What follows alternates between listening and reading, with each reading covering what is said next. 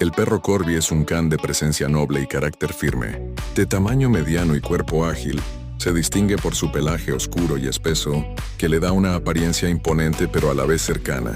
Sus ojos, atentos y expresivos, parecen comprender el mundo que lo rodea. Corby es leal, valiente y protector, cualidades que lo convierten en un compañero inseparable. Tiene un gran instinto, es inteligente y aprende con rapidez. Aunque puede mostrarse reservado con los extraños, con su familia es cariñoso, juguetón y profundamente fiel. Más que un perro, Corby es parte esencial del hogar.